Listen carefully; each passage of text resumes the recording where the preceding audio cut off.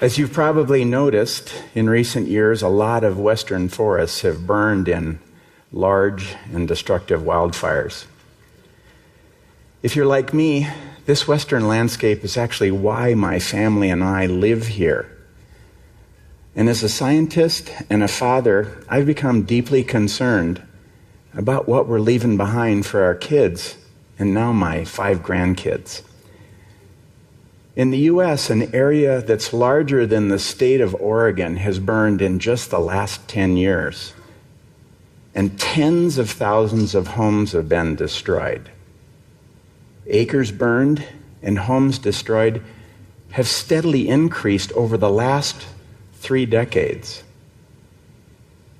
And individual fires that are bigger than 100,000 acres, they're actually on the rise. These are what we call megafires. Megafires are the result of the way we've managed this western landscape over the last 150 years and a steadily warming climate. Much of the destruction that we are currently seeing could actually have been avoided. I've spent my entire career studying these western landscapes, and the science is pretty clear. If we don't change a few of our fire management habits, we're going to lose many more of our beloved forests. Some won't recover in our lifetime, or my kids' lifetime. It's time we confront some tough truths about wildfires and come to understand that we need to learn to better live with them and change how they come to our forests, our homes, and our communities. So why is this happening? Well, that's what I want to talk to you about today. You see this forest? Isn't it beautiful?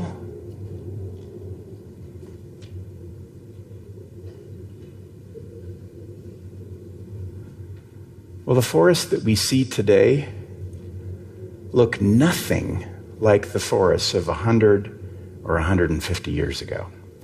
Thankfully, panoramic photos were taken in the 1930s from thousands of western mountaintop lookouts, and they show a fair approximation of the forest that we inherited. The best word to describe these forests of old is patchy. The historical forest landscape was this constantly evolving patchwork of open and closed canopy forests of all ages, and there was so much evidence of fire. And most fires were pretty small by today's standards. And it's important to understand that this landscape was open, with meadows and open canopy forests, and it was the grasses of the meadows and in the grassy understories of the open forests that many of the wildfires were carried. There were other forces at work too, shaping this historical patchwork. For example, topography, whether a place faces north or south, or it's on a ridgetop or in a valley bottom. Elevation, how far up the mountain it is, and weather, whether a place gets a lot of snow and rain, sunlight and warmth. These things all worked together to shape the way the forest grew. And the way the forest grew shaped the way fire behaved on the landscape. There was crosstalk between the patterns and the processes. You can see that in dry forests, trees were open-grown and fairly far apart. Fires were frequent here, and when they occurred, they weren't that severe. While further up the mountain, in the moist and the cold forests, trees were more densely grown and fires were less frequent, but when they occurred, they were quite a bit more severe. These different forest types, the environments they grew in, and fire severity, they all worked together to shape this historical patchwork. And there was so much power in this patchwork. It provided a natural mechanism to resist the spread of future fires across the landscape. Once a patch of forest burned, it helped to prevent the flow of fire across the landscape. A way to think about it is that the burned patches help the rest of the forest to be forest. Let's add humans to the mix. For 10,000 years, Native Americans lived on this landscape, and they intentionally burned it a lot. They used fire to burn meadows and to thin certain forests so they could grow more food. They used fire to increase graze for the deer and the elk and the bison that they hunted. And most importantly, they figured out if they burned in the spring and the fall, they could avoid the out-of-control fires of summer. European settlement, it occurred much later, in the mid-1800s. And by the 1880s, livestock grazing was in high gear. And if you think about it, the cattle and the sheep, they ate the grasses, which had been the conveyor belt for the historical fires. And this prevented once frequent fires from thinning out trees and burning up dead wood.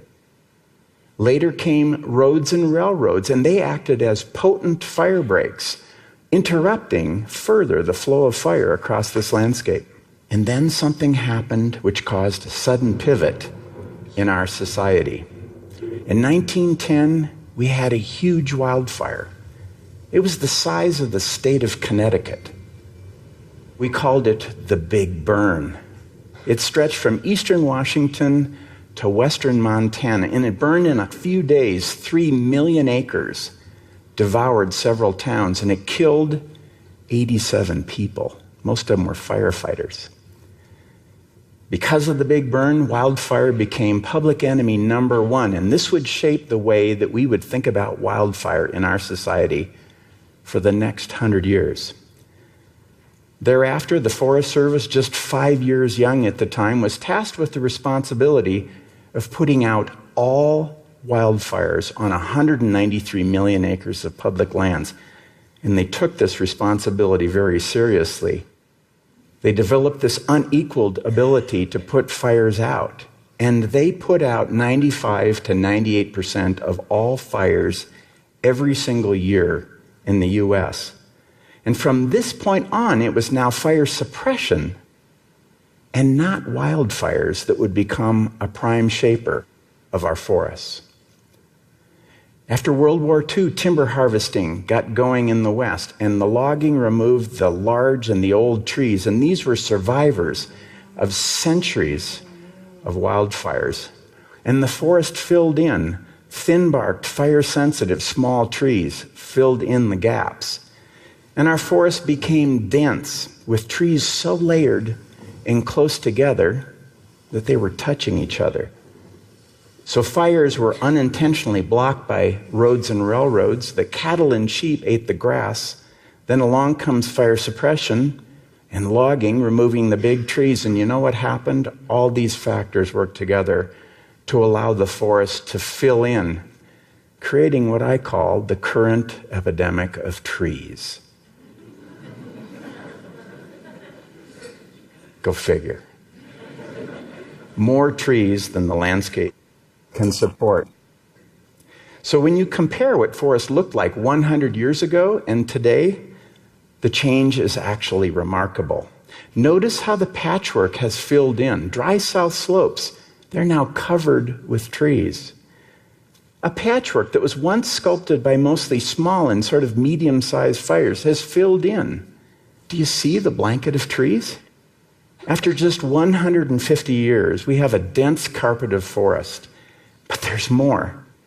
Because trees are growing so close together, and because tree species, tree sizes, and ages are so similar across large areas, fires not only move easily from acre to acre, but now so do diseases and insect outbreaks, which are killing or reducing the vitality of really large sections of forest now. And after a century without fire, dead branches and downed trees on the forest floor, they're at powder keg levels. What's more, our summers are getting hotter, and they're getting drier, and they're getting windier. And the fire season is now 40 to 80 days longer each year. Because of this, climatologists are predicting that the area burned since 2000 will double or triple in the next 3 decades. And we're building houses in the middle of this. Two recently published studies tell us that more than 60% of all new housing starts are being built in this flammable and dangerous mess. So when we do get a fire, large areas can literally go up in smoke. How do you feel now about the forest image that I first showed you? It scares the heck out of me. So what do? We need to restore the power of the patchwork. We need to put the right kind of fire back into the system again. It's how we can resize the severity of many of our future fires. And the silver lining is that we have tools and we have know-how to do this. Let's look at some of the tools. We can use prescribed burning to intentionally thin out trees and burn up dead fuels. We do this to systematically reduce them and keep them reduced. And what is that going to do? It's going to create already burned patches on the landscape that will resist the flow of future fires. We can combine mechanical thinning with some of these treatments where it's appropriate to do so and capture some commercial value and perhaps underwrite some of these treatments, especially around urban areas. And the best news of all is that prescribed burning produces so much less smoke than wildfires do. It's not even close, but there's a hitch. Prescribed burning smoke is currently regulated under air quality rules as an avoidable nuisance. But wildfire smoke, it simply gets a pass. Makes sense, doesn't it? So you know what happens? We do far too little prescribed burning, and we continually eat smoke in the summers from megafires. We all need to work together to get this changed. And finally, there's managed wildfires. Instead of putting all the fires out, we need to put some of them back to work, thinning forests and reducing dead fuels. We can herd them around the landscape when it's appropriate to do so to help restore the power of the patchwork. And as you've probably figured out by now, this is actually a social problem. It's got ecological and climate explanations, but it's a social problem, and it'll take us humans to solve it. Public support for these tools is poor. Prescribed burning and managed wildfires are not well supported. We actually all simply want fires to magically go away and take that pesky smoke with them, don't we? But there is no future without lots of fire and lots of smoke. That option is actually not on the table. Until we, the owners of public lands, make it our high priority to do something about the current situation, we're going to experience continued losses to megafires. So it's up to us. We can spread this message to our lawmakers, folks who can help us manage our fires and our forests. If we're unsuccessful, where will you go to play when your favorite places are burned black? Where will you go to breathe deep and slow? Thank you.